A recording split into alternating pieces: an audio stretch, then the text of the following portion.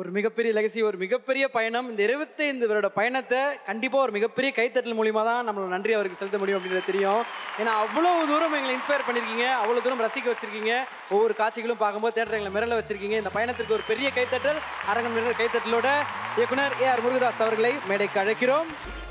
மதராசி படத்தை பற்றி இன்னைக்கு இந்த ஆடியோ ரிலீஸ், ட்ரைலர் ரிலீஸ் அன்னைக்கு பேசணும், என்ன பேசலான்னு யோசிக்கும்போது ஃப்ரெண்டு ஒருத்தர் சொல்கிறாரு, ஓவராக பேசாதீங்க, ஓஹோன்னு சொல்லாதீங்க, கம்மியாக பேசுங்க அப்படின்றாங்க. சரி ஓகே கம்மியாக பேசலான்ட்டு வந்தால் கொஞ்ச நேரத்தில் இன்னொரு ஃபோனு. அந்த ஃபோன் வந்து என்ன நினைக்கிறீங்களோ அதை அப்படியே பேசுங்க, இல்லைன்னா உங்களுக்கு படத்தில் நம்பிக்கை இல்லைன்னு நினச்சிருவாங்க, அதனால் என்ன நினைக்கிறீங்களோ அப்படியே பேசுங்க அப்படின்னாங்க. உண்மையிலே எனக்கு வந்து இந்த படத்தை வந்து ஆரம்பித்த புள்ளி அப்படின்னு எடுத்துக்கிட்டால் சிவகார்த்திகேயன்ட்டு தான் இது ஸ்டார்ட் ஆச்சு. எஸ்கே வந்து ஃபஸ்ட்டு நம்ம ஒரு படம் பண்ணலாம் அப்படின்னு சொல்லிட்டு ஒரு 2 இயர்ஸ் ரெடி பண்ணிகிட்டு இருந்தோம். எப்பயுமே சொல்லுவாங்க சினிமாவில் வந்து ஒரு சினிமாவில் ஒரு வெற்றிக்கு குறி வைக்கணும்னா ஒரு பறவை இங்கே போகுதுன்னா அங்கே அங்கே அடிக்கக்கூடாது, அந்த பறவை இங்கே இந்த ஸ்பீடில் இங்கே வரும்னு சொல்லி இங்கே தான் அடிக்கணும் அப்படின்னு சொல்லுவாங்க பொதுவாக. ஆனால் எஸ்கேவை பொறுத்த வரைக்கும் அவரோட வளர்ச்சி பார்த்தீங்கன்னா நம்ம ஸ்கிரிப்ட் பண்ணி முடிக்கும் போது அவர் வேறு இமேஜில் போயிருப்பார். அவரோட ஸ்டார்டிங் அந்த பிகினிங் பீரியட்லேருந்து நான் பார்த்துக்கிட்டு வரேன். அவரோட வளர்ச்சிங்கிறது வந்து உண்மையில் ஒரு அற்புதமான விஷயம். ஒரு சாதாரண மனுஷனும் டெய்லி சினிமாவில் எதையோ சாதிக்கலான்னு ஒரு கனவுகளோடு வந்து சென்னைக்கு வந்து இறங்குறாங்க பார்த்தீங்களா, அவங்களுக்குலாம் ஒரு நம்பிக்கை இருக்குன்னா எந்த பின்பலம் இருந்தாலும் சினிமாவில் சாதிச்சிடலாம், எவ்வளோ கஷ்டம் ஒரு திறமையும் உழைப்பும் இருந்தால் போதும் அப்படின்னு இருந்தால் நம்ம ஜெயிச்சிடலான்ற நம்பிக்கை வந்து எஸ்கே அவர்கள் கொடுத்துருக்காரு. இன்றைக்கி நிறைய இளைஞர்கள் சினிமாவுக்கு வராங்க அப்படின்னா நம்மளும் அந்த மாதிரி சாதிக்கலாம் அப்படின்னு ஒரு நம்பிக்கை அவர் கொடுத்துருக்காரு. அவர்கிட்ட இருந்து தான் இந்த படம் முதல்ல ஸ்டார்ட் ஆச்சு. ரொம்ப கடினமான உழைப்பாளி. யார் வந்து குழந்தைங்க ஆடியன்ஸை ஃபஸ்ட்டு பிடிக்கிறாங்கன்னோ அவன் கண்டிப்பாக ஒரு நாள் ஒரு பெரிய உச்சத்தை பிடிப்பாங்க. அவர் பண்ண ஃபஸ்ட்டு விஷயமே குழந்தைங்க ஆடியன்ஸை பிடிச்சிட்டாரு. குழந்தைங்க, லேடிஸு, ஃபேமிலி ஆடியன்ஸை பிடிச்சிட்டு அதுக்கப்புறம் மாஸ்க்கு வந்தது தான் அவரோட பெரிய ப்ளஸ். சினிமாவில் வர்றதுக்கு முன்னாடி அவர் ஆல்ரெடி எல்லார் மனசுலையும் இடம் பிடிச்சிட்டாரு. ஸோ அவரை வச்சு நம்ம படம் பண்ணுறோம் அப்படின்னும்போது உண்மையிலே எனக்கு வந்து ரொம்ப சந்தோஷமாக இருக்குது. அவருடைய வளர்ச்சி ஒன்று பார்க்கும்போது 10ம் 10த்துக்கு துப்பாக்கி அவர் கையில் வேற கொடுத்துட்டாரு. இது வந்து மதராசி அண்டர் ப்ரொடக்ஷனில் நடந்துச்சு. இப்படி ஒரு விஷயம் நடந்ததே எனக்கு தெரியாது. அது இல்லாமல் தான் நாங்கள் பிளான் பண்ணோம். நீங்கள் மதராசி படம் வரும்போது பாருங்கள், கண்டிப்பாக அந்த துப்பாக்கியை ரொம்ப இறுக்கி பிடிச்சிருக்காருங்கிறத உங்களால் உணர முடியும். தேங்க்யூ சிவா. எப்பயுமே ப்ரொடியூசர்ஸ் வந்து ஒரு கணக்கு போட்டு இதுக்குள்ளே என்ன ப்ராஃபிட் வரும்னு தான் பார்ப்பாங்க. ஆனால் படம் நல்லா வரணும் அப்படின்னு பார்க்குறவர் பிரசாத் சார். அதுக்கப்புறம் இந்த படத்துக்கு இன்னொரு ஹீரோ இருக்கார். அந்த ஹீரோ வேறு யாரும் இல்லை, அனிருத் தான். வழக்கமாக வந்து ஒரு தியேட்டர் விட்டு வந்த ஃபஸ்ட் டே ஃபஸ்ட் ஷோ முடிஞ்சு வெளில வரும்போது எல்லாரும் என்ன சொல்லுவாங்கன்னா படம் நல்லா இருக்குது, அது நல்லா இருக்குது, செகண்ட் ஹாஃப் ஃபஸ்ட் ஹாஃப் ஏதோ பேசுவாங்க. ஆனால் பிஜிஎம் நல்லா இருக்குது, பிஜிஎம் நல்லா இருக்குங்கிற அந்த ட்ரெண்டே வந்து அனியோட பீரியடுக்கு அப்புறம் தான் வந்தது நான் நினைக்கிறேன். நான் வந்து ரொம்ப சோர்வாக இருக்கும்போதெல்லாம் அனியோட விக்ரம் பிஜிஎம் மட்டும்தான் கேட்டுக்கிட்டே நான் ட்ராவல் பண்ணுவேன். அனிருத் நீங்கள் வந்து பியூட்டிஃபுல்லான சாங்ஸ் கொடுத்துருக்கீங்க, ஆல்ரெடி சாங்ஸ் ரொம்ப நல்லா போயிட்டுருக்கு, பிஜிஎம்மும் பண்ணிகிட்ருக்கீங்க.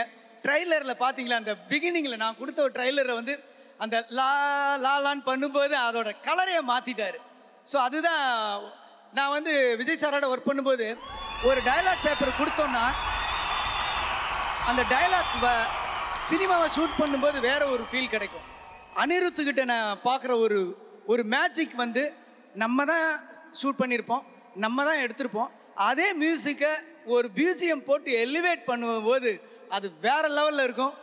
செப்டம்பர் 5 வந்து அனியோட மேஜிக்கை நீங்கள் பாருங்கள். தேங்க்யூ அனி. நிறைய படங்கள் உங்கள் பிஜிஎம்னால ஓடி இருக்கு. இந்த படம் உங்கள் பிஜிஎம்மும் சேர்த்து ஒரு பெரிய மகுடமாக இருக்கும்னு நான் நம்புகிறேன். நன்றி நன்றி. அப்புறம் ருக்மிணி. ஏற்கனவே இந்த ஸ்கிரிப்டை வந்து 2 பெரிய ஹீரோயின், அப்போ கமர்ஷியலில் பெரிய லெவலில் இருந்த 2 ஹீரோயின் கதை சொல்லி அவங்க டேட் அட்ஜஸ்ட் பண்ணிக்கிட்டு இருந்தாங்க. அந்த டைமில் நான் தற்செயலாக வந்து அவங்களோட படம், கன்னட படம் ஒன்று பார்த்தேன். பட்டுன்னு அது 2ஐயும் அப்படியே ஹோல்டு பண்ணிவிட்டு இந்த பொண்ணை கூப்பிடுங்கடா அப்படின்னு சொல்லி வர வச்சேன். மாலதி கேரக்டருக்கு உங்களோட வேறு யாரும் ஜஸ்டிஃபை பண்ணியிருக்க முடியுமான்னு எனக்கு தெரியல. ரொம்ப அற்புதமாக பண்ணியிருக்காங்க. ரொம்ப நாளாக என் மனசில் இருந்த ஒரு கேரக்டர் மாலதி. அந்த மாலதிக்கு உயிர் கொடுத்துருக்கீங்க. ரொம்ப தேங்க்யூ ருக்மிணி. வித்யுத் ஜமால் வந்து துப்பாக்கிக்கு அப்புறம் என் கூட பண்ணியிருக்காரு. துப்பாக்கியில் அதுக்கப்புறம் அவர் ஹீரோவாக போயிட்டார். இருந்தாலும் எனக்காக நான் வேண்டுகோளுக்கு எனக்காக வந்து ரொம்ப இவ்வளோ வருஷத்துக்கு அப்புறம் மறுபடியும் இந்த படத்தில் வில்லனாக பண்ணது வந்து எனக்கு ரொம்ப ரொம்ப நன்றி. அதுக்கப்புறம் விஜயமேனன் சார் உங்களோட வாய்ஸுக்கு நான் அடிமை சார். நான் வந்து ஐயப்பனும் கோஷியும் பார்த்தேன். ஐயப்பனும் கோஷியும் பார்த்துட்டு நீங்கள் தான் இந்த கேரக்டர் கரெக்டாக இருப்பீங்கன்னு சொல்லி நான் அவங்கள வர வச்சு ரொம்ப நாள் வந்து டப்பிங் இல்லாமல் வேறு ஒரு வாய்ஸோடையே இருந்துச்சு. நான் ஆல்மோஸ்ட் உங்கள் குரலையும் மறந்துட்டு சரி ஓகே இப்போ இது பிஜு சாரோட டப்பிங் வரட்டும்னு சொல்லி உங்கள் வாய்ஸ் வந்த பிறகு அந்த கேரக்டர் இன்னும் அப்படி போயிடுச்சு சார். அது அங்கே வந்து உங்களோட பேஸ் வாய்ஸ் இருக்குல்ல, அதுதான் சார் ஒரு அற்புதமான ஒரு விஷயம் இது. Thank you sir. நீங்கள் இந்த படத்துக்கு ஒரு அற்புதமான கேரக்டரில் உயிர் கொடுத்துருக்கீங்க. இன்னும் நிறைய ஆர்டிஸ்ட்டுங்க இருக்காங்க. விக்ராந்த் சார் நடிச்சிருக்காரு இந்த படத்தில். அப்புறம் வந்து சபீர் நடிச்சிருக்காரு. இன்னும் நிறைய ஆர்டிஸ்ட்டுங்க வந்திருக்காங்க. நிறைய பேரோட நேம் எனக்கு ஞாபகம் இல்லை. எல்லாருக்குமே நன்றி, தேங்க்யூ. டெக்னீஷியன்ஸ்ன்னு எடுக்கும்போது என்னோட டிஓபி சுதீப் வந்து பயங்கரமான ஆள். அவர் ஒன்று ஸ்கையில் இருப்பார், இல்லைன்னா டீப் சீயில் இருப்பார். அந்த மாதிரி ஒரு வித்தியாசமான கேரக்டரு. ஒரு ரொம்ப ஹைட்டில் இருந்து சிவகார்த்திகேயன் ஜம்ப் பண்ணுற மாதிரி ஒரு ஷாட்டு. அவர் ஒரு பெரிய ஹைட்டில் இருக்காருன்னா அவருக்கு மேலே கேமரா பிடிச்சிக்கிட்டு சுதீப் நிற்பார். அப்படியே மேலே இவர் ஜம்ப் பண்ண பின்னாடி அந்த மேக்கிங்கில் அந்த ஷாட் பார்த்துருப்பீங்க. எல்லாம் வந்து டப்புன்னு பண்ணும்போது நீங்கள் வந்து கேமராவில் பார்க்கும்போது லேண்ட் எங்கே இருக்குன்னு தெரியாது. அவங்க ஆர்டிஸ்ட் தான் ஃபாலோ பண்ணுவாங்க. லேண்ட் எங்கே இருக்குன்னு தெரியாது. கரெக்டாக வந்து சிவகார்த்திகேயன் சிவா லேண்ட் ஆகிட்ட பிறகு எல்லாரும் கிளாப் பண்ணுவாங்க. அங்கே வந்து அவர் கேமராவோட வந்தவர் டடக்குன்ட்டு ஒரு அன்பேலன்ஸில் வந்துடுவார். அப்படியே முக்குவார். எல்லாரும் கேமரா வாங்கிட்டு போயிடுவாங்க. கொஞ்ச நேரம் அப்படியே முக்கி வந்துட்டு இருப்பார். அடுத்த நாள் பார்த்தா காலில் ஒரு பேண்டேஜ் போட்டு ஒரு ஸ்டிக் வச்சுக்கிட்டு வருவார். முக்கியமாக அவரோட டெடிக்கேஷனை பற்றி சொல்லணும்னா ஒரு இன்சிடெண்ட் நான் சொல்லணும். சிலோனில் நாங்கள் ஷூட்டிங் பண்ணிகிட்ருக்கோம். பக்கத்தில் திடீர்னு வந்து ஒரு பெரிய புயல் அடிச்சுது. அது அப்படியே சைலண்டாக இருந்தால் ஒரு செகண்டில் ஒரு பெரிய புயல்லாம் நீங்கள் வீடியோஸ்லாம் பார்ப்பீங்க பார்த்தீங்களா, காரெல்லாம் இப்படி மூவ் ஆகும், மரம்லாம் இப்படி போகும் பார்த்தீங்களா, அப்படி ஒரு சடன்னு ஒரு செகண்டில் எல்லாமே போச்சு. கிரேன் இப்படி ஆடுது, லைட்ஸ் இப்படி ஆடுது, ஒரே பயமாகிடுச்சு. எல்லாரும் ஒரு 4 பேர் என்ன அப்படியே இழுத்துட்டு போயிட்டு ஒரு கண்டெய்னர் ஓரத்தில் இப்படி வச்சுட்டாங்க. மழை போய்கிட்டே இருக்கு. கொஞ்ச நேரத்தில் மழை அப்படியே நின்றுச்சு. ஒரு ஆம்புலன்ஸ் உள்ளே வர லைட்ஸும் சவுண்டு மட்டும் கேட்டுச்சு. என்னடா இது ஆம்புலன்ஸ் என்னாச்சுன்னு சொல்லி உள்ளே போகிறேன். நான் உள்ளே இருந்தப்போ ஒரு ஃப்ளாஷ் ஃபார்வேர்டு என்ன நடந்திருக்குன்னா, உள்ளே நான் அந்த மழையில் நான் இங்கே ஒதுங்கி இருக்கும்போது அந்த ஃபுல் காற்று அடிக்குது பார்த்தீங்களா, அதில் வந்து அந்த ட்ரோன் கேமரா வந்து இவ்வளோ பெருசு இருக்கும். இந்த கேமராவோட ஒரு 10 டைம்ஸ் பெருசாக இருக்கும். அந்த கேமரா இப்படி வரும்போது அந்த விண்டில் அன்பேலன்ஸில் அது இடிச்சிடக்கூடாதுன்றதுக்காக சுதீப் என்ன பண்ணார், பட்டுன்னு போய் அதை பிடிச்சிருக்காரு. பிடிச்சப்போ அந்த பிளேடு வந்து கட்டாகி அவர் விரல் துண்டாக போயிடுச்சு. இப்போ தான் தெரியுது அந்த ஆம்புலன்ஸில் சுதீப்பை ஏற்றி போயிட்டாங்க. நான் செட்டுக்கு வேகமாக போகிறேன். இப்போ மழை நின்றுடுச்சு. ஆனால் இருட்டு மட்டும் இருக்குது. லைட்ஸ் ஜென்ரேட்டர்லாம் அப்படியே ஆஃப் பண்ணியிருக்காங்க. எல்லார் கையிலையும் செல்ஃபோன் ஆனில் இருக்குது. நீங்களாம் ஆன் பண்ணியிருந்தீங்க பார்த்தீங்களா, அதே மாதிரி எல்லோரும் இப்படி தேடிட்டு இருக்காங்க. எனக்கு ஒன்றுமே புரியல, என்ன தேடுறாங்க எல்லாரும். ஒன்று பார்த்தா அவரோட ஃபிங்கரை தேடிட்டு இருக்காங்க எல்லாரும். ஐயோ யாரும் நவுந்துடாதீங்க, அப்படியே தேடுங்க, யாரும் அவரோட ஃபிங்கரை மிதிச்சிடாதீங்கன்னு சொல்லி அப்படியே தேடிக்கிட்டு இருக்காங்க. இப்போ இவர் வந்து ஆம்புலன்ஸில் ஹாஸ்பிட்டல் போயிட்டார். அது சண்டே மிட்நைட் 12:30க்கு அங்கேருந்து ஃபோன் பண்ணி டாக்டரை கூப்பிட்டுருக்காரு. டாக்டர் வரணும் அப்படின்னு சொன்னோடனே ஒரு மாதிரி ஃபிங்கர் ஒருத்தர் கட் ஆகிடுச்சு சார். நான் சரி ஓகே நான் இப்போ கிளம்பி வந்துடுறேன், ஃபிங்கர் பத்திரமா இருக்குல்ல அப்படின்னாங்க. சார் இல்லை சார், ஃபிங்கர் தேடிட்டு இருக்காங்க சார். ஃபிங்கர் தேடிட்டு இருக்காங்களா? ஐயோ சண்டே அன்னைக்கு நான் எப்படியா வர்றது அப்படின்னு. இல்லை நீங்கள் வாங்க அப்படின்னு. இங்கே போயிட்டோம். கொஞ்சம் தூரம் தேடிக்கிட்டு இருக்கும்போது பட்டுன்னு அந்த ஒரு மேக்கிங்கில் இருக்கின்றவர் அந்த ஃபிங்கர் கிடச்சிக்கிட்டு அந்த ஃபிங்கரை எடுத்துக்கிட்டு அடுத்த வண்டியில் வேகமாக போனோம். அன்னைக்கு நைட்டே அந்த பக்கம் டாக்டர் வர இந்த பக்கம் ஃபிங்கர் எடுத்துகிட்டு போய் ஒரு 1 ஹவரில் அந்த டைம் அந்த விண்டோ டைமுக்குள்ளே அவரோட ஃபிங்கர் வந்து அவரோட கையோடு வச்சு அவரையும் அவர் விரலையும் ஒன்றா சேர்த்தோம் நாங்கள். அந்தளவுக்கு இருந்தது. மறுநாள் ஷூட்டிங் கேன்சல் பண்ண சொன்னார். இல்லை அவுட்டோரில் ரொம்ப செலவாகும், மறுநாள் பண்ணணும், இன்னொரு கேமராமேன் வரணும் அப்படின்னு முடிவு பண்ணால், ஆனால் அவருக்கு பொசசிவ், நான் விட மாட்டேன் அப்படின்னு சொல்லிட்டு மறுநாளே அதுக்கு கட்டு போட்டு ஒரு தம்ஸ் அப் மாதிரி அப்படியே செட்டுக்கு வந்துட்டார். இன்னும் சொல்லப்போனால் ஒரு கேமராமேனுக்கு அவரும் ஹேண்டில் ரொம்ப பண்ணுவார். அவருக்கு வந்து இப்படி பிடிச்சிட்டு இருக்கு அந்த ஃபிங்கரோடு நீங்கள் அந்த படம் அந்த ஆக்ஷன் எடுத்ததுக்கு thank you Sudeep, love you. Arun art director இந்த படத்துக்கு என்னென்னலாம் பண்ணியிருக்காருன்றதை நான் இப்போ சொல்ல முடியாது. நீங்கள் படம் பார்த்துருங்க, எப்படி ஒரு செட்டை அப்படி அவர் கிரியேட் பண்ணியிருக்காரு அப்படிங்கிற சொல்கிறேன். Thank you Arun. Lyricist Vignesh Sivan sir நல்லா ஒரு அற்புதமான சாங் பண்ணார். விவேக் சார் நல்லா பண்ணார். சூப்பர் சுப்பு நல்லா பண்ணார். ஆதேஷ் சார் நல்லா ஒரு அற்புதமான சாங் பண்ணார். விஷ்ணு, எல்லாருமே லிரிக்ஸ் ரொம்ப பிரமாதமாக பண்ணியிருக்காங்க. அப்புறம் மேனேஜர் சுந்தரராஜன், எப்பயுமே நான் ஒரு பேரை மறந்துடுவேன், கோச்சிக்கு வந்து உங்கள் பேரை நான் ஏன் மறக்கிறேன்னா நீங்கள் நெஞ்சோட கீழே இருக்கீங்க, அதனால் மேலே வரமாட்டேன்றீங்க. தேங்க்யூ. உங்கள் டீம் எல்லாருக்குமே தேங்க்யூ. ஒரு படத்தில் வந்து அந்த ஸ்கிரிப்டில் ஃபஸ்ட்டு பிள்ளையார் சுழி போடுவோம் பார்த்தீங்களா, அந்த பிள்ளையார் சுழி போட்டு கடைசியில் ரோலிங் டைட்டில் முடிஞ்சு பிரிண்ட்டு டெலிவரி பண்ணி செப்டம்பர் 5 உங்களோட சேர்ந்து ஃபஸ்ட் டே ஃபஸ்ட் ஷோ பார்க்குற வரைக்கும் என் கூட இருக்கிறவங்க இந்த அசிஸ்டன்ட் டைரக்டர்ஸ் தான். எனக்கு மட்டும் இல்லை, எல்லா டைரக்டருக்குமே அசிஸ்டன்ட் டைரக்டர்ஸுங்கிறது ஒரு ஒரு என்ன சொல்கிறது, ஒரு பில்லர் மாதிரி. இவங்களோட கண்ணில் இருக்கிற அந்த கனவும் நெஞ்சில் இருக்கிற அந்த கனவும் உங்களோட ஆசீர்வாதம் உங்களோட விஷஸ் இருந்தால் தான் அது நிறைவேறும். ஸோ இதில் வந்து ஒரு 4-5 பேர் கண்டிப்பாக இந்த செட்டில் இருந்து வெளியில் போவாங்க. என்னால் ஒரு விஷயம் பெருமையாக சொல்லிக்க முடியும், இன்னைக்கு இந்தியா ஃபுல்லாக 12 டைரக்டர்ஸ் என்னுடைய அசிஸ்டன்ட் டைரக்டர்ஸ் இருக்காங்க. ஸோ அதை நினைக்கும் போது எனக்கு சந்தோஷமாக இருக்குது. என்னோட பிரதர்ஸ், என்னோட அசிஸ்டன்ட்ஸ், என்னோட எக்ஸ்டெண்டட் ஃபேமிலி, என்ன வேணால் நீங்கள் சொல்லலாம். Thank you guys.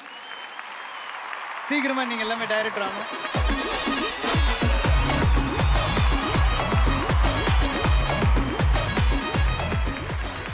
அடுத்து இப்போது அடக்கி வாசிக்கலாமா இல்லை மனசில் இருக்கிறத சொல்லலாமான்னு நினச்சேன். மதராசியை பற்றி ஃபியூ வேர்ட்ஸ்.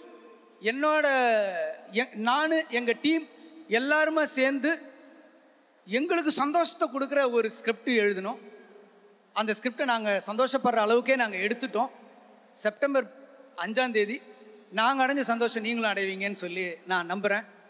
எப்பயுமே ஒரு இந்தியா ஜெயிச்சிருச்சு. ஆனால் அந்த இந்தியாவை இருக்கிற நம்ம 130 crores ரெப்ரசன்ட் பண்ணுறது அந்த டீம்.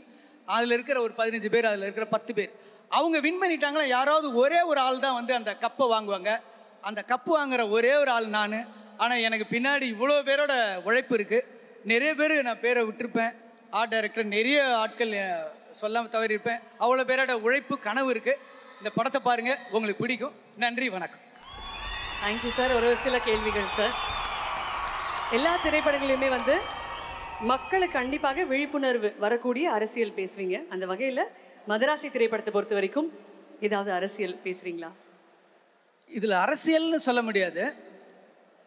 என்ன சொல்கிறது, இன்றைக்கி சொசைட்டியில் இருக்கிற ஒரு வரப்போகிற விஷயத்தை ஒன்று சொல்லுவோம்ல, இப்படிலாம் நம்ம ஊரில் வர வாய்ப்பு இருக்குது அப்படின்னு சொல்கிற ஒரு எச்சரிக்கை படமாக இது இருக்க வாய்ப்பு இருக்குது.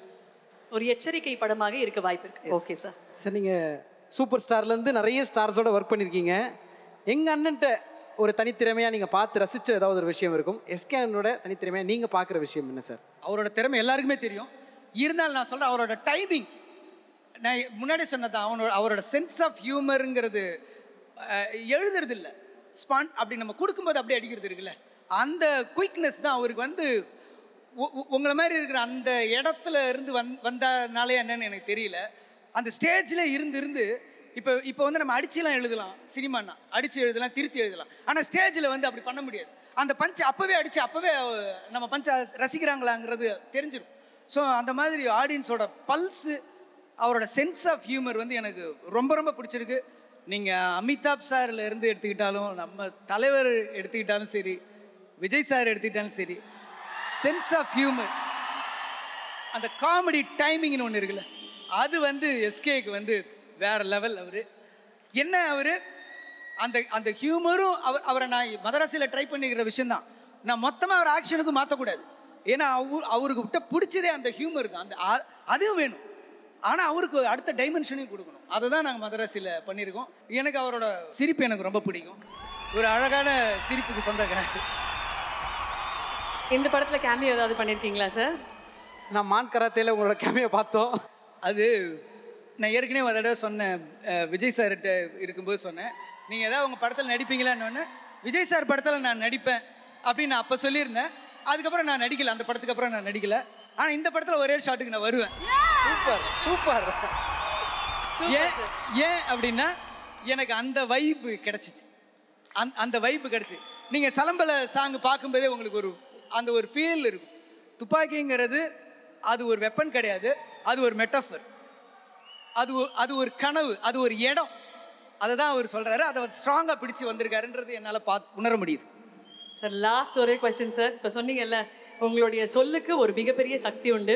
10 வருஷத்துக்கு முன்னாடி ஒருத்தர்கிட்ட சொன்னீங்க, மேடையில் லட்சக்கணக்கான மக்கள் முன்னாடி நீங்கள் பேசுவீங்கன்னு, அது நடந்துக்கிட்டு இருக்கு. அந்த மாதிரி இன்னைக்கு நம்ம எஸ்கே சாருக்காக நீங்கள் ஒரு சொல் அப்படின்னு சொன்னீங்கன்னா, ஒரு சேலஞ்ச் ஏதாவது ஒன்று இருந்ததுன்னா என்னவாக இருக்கும் ஃபார் த ஃபியூச்சர்? இது இல்லை, அது இயல்பாக வர்ற ஒரு விஷயம். நம்ம கேட்டு வருமானு தெரியல. பட் அவர்கிட்ட நான் பிடிக்கிற விஷயம், ஒரு பயங்கர ஹியூமரான இருக்கிற ஆளை வந்து ஒரு ஆங்கிரி யங்மேனாக பார்க்க முடியுமாங்கிறது பெரிய சேலஞ்ச். ஏன்னா நீங்கள் அந்த சேலஞ்சை பண்ணது பார்த்தீங்கன்னா, அமிதாப் சார் பயங்கரமாக ஹியூமர் பண்ணுவார். ஆனால் பார்த்தா ஆங்கிரி யங்மேன்ற ஒரு கான்செப்டே அமிதாப் சார் தான் கொண்டு வந்தார். அதுக்கப்புறம் பார்த்தீங்கன்னா ரஜினி சாரும் பயங்கரமாக இந்த பாம்பை பார்த்து பயப்படுவார், இது பண்ணுவார். ஆனால் அவரே டெரர் பண்ண ஆரம்பிச்சாருன்னா அப்படியே இந்த எட்ஜுக்கு வந்து நிற்பார். விஜய் சாரை பற்றி சொல்லவே தேவையில்லை. அவரோட டைமிங் அதெல்லாம் இருக்கும். எஸ்கே வந்து நிறைய என்டர்டைன்மெண்ட்டு, ஃபேமிலி ஓரியன்ட் காமெடி, அந்த டைமிங்கில் நிறைய பண்ணிட்டார். ஆக்ஷன் இப்போ அந்த கோர் பாயிண்ட்ல ஆக்ஷன் இருக்கும் பார்த்தீங்களா, அந்த ஆக்ஷன் சொல்கிறேன், சும்மா சண்டை போகிறது கிடையாது. அந்த கோர் பாயிண்ட்ல ஆக்ஷன் இருக்கும் பார்த்தீங்களா, அந்த மாதிரி வந்து அப்பா எஸ்கே தாண்டா ஒரு ஆங்கிரி யங்மேன் அப்படின்ற மாதிரி ஆடியன்ஸ் வாயிலேருந்து சொல்லணுன்றது தான் அவருக்கு நான் சொல்ல ஒரு சேலஞ்சர். சூப்பர். எனக்கு ரொம்ப ரொம்ப சந்தோஷமாக இருக்குது சார். நீங்கள் அழகாக சொல்கிற வார்த்தைகள் அப்படி பார்த்து ரசிச்சுட்டு இருக்கோம். ஏன்னா நீங்கள் பேசிகிட்டு இருக்கீங்க 25 வருஷம் எப்படியே எங்கள் முன்னாடி ஒரு ஃப்ளாஷ்பேக் ஓடிக்கிட்டே இருக்குது. பின்னாடி தண்ணியை நாங்கள் எப்படி யூஸ் பண்ணுன்ற கற்றுக்கிட்ட விதமாக இருக்கட்டும், இல்லை ஹாஸ்பிட்டல் நாங்கள் பார்த்த விதமாக இருக்கட்டும், இப்படி ஒவ்வொரு படத்துலையும் அவ்வளோ விஷயம் இருக்குது. இதுவும் ஒரு மிகப்பெரிய வரலாறாக இருக்கும். அதையும் நாங்கள் கொண்டாட போகிறோம். Thank you so much. Thank you so much for all the beautiful. Thank you Archana, thank you Vijay. Thank you sir. நல்லா பண்ணீங்க. எப்பயுமே உங்கள் ப்ரோக்ராம் பார்ப்பேன். Thank you thank you sir.